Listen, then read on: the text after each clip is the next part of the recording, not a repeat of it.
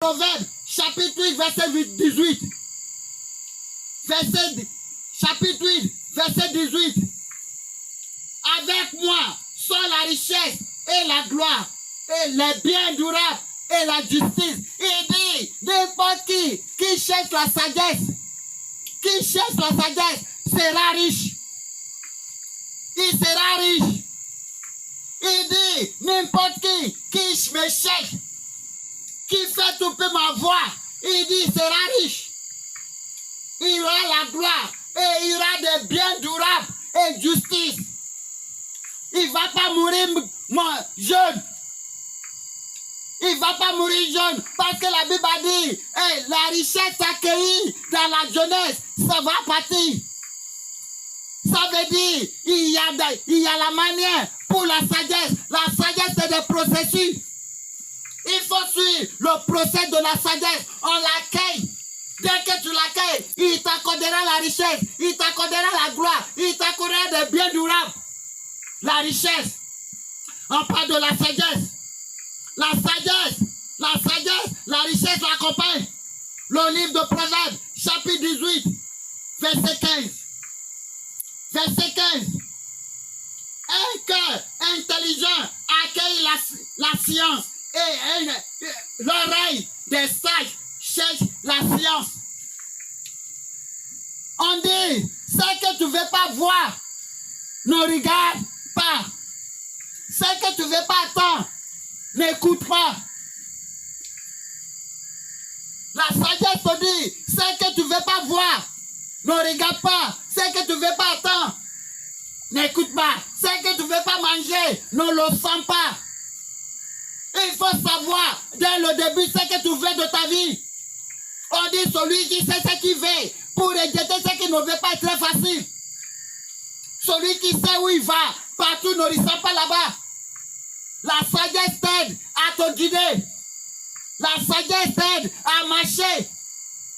La sagesse est pour toi, celui qui écoute les conseils et puis va analyser. La sagesse s'accueille. On n'achète pas, on l'accueille. On s'apprendra tous les jours. On s'enfoncera tous les jours dans les bonnes justices, dans les bonnes œuvres, avec un bon cœur.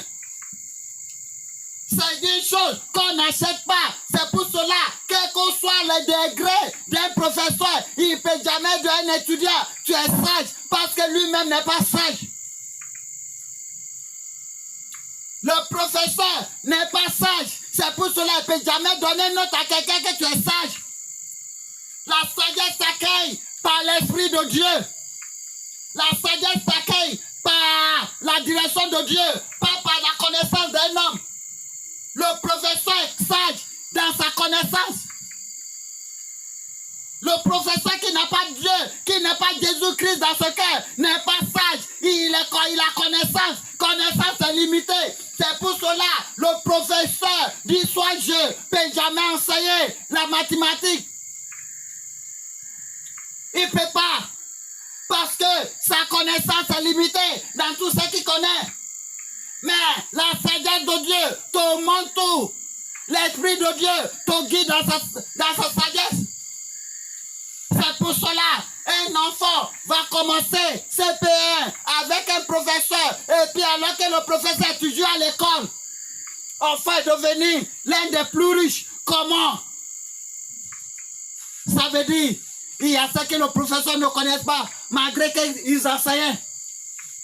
Malgré qu'il est le professeur de l'enfant qui est devenu aujourd'hui milliardaire. Lui, il est toujours maître, avec sac, avec cahier. Il note, il attrape chicote. À 50 ans. Le livre de Proverbes, chapitre 8, verset 12. Chapitre 8, verset 12. Moi, la sagesse, j'ai pour demain le discernement. Je possède la science de la réflexion. Il dit, moi, la sagesse, j'ai pour demain chez moi. Il y a ce qu'on dit, le discernement, pour savoir choisir. pour connaître ce qui est bon et ce qui n'est pas bon. La justice, c'est pour cela il a dit, je vous accorde la justice. Il dit, je te donne l'honneur de se réfléchir, d'analyser les choses.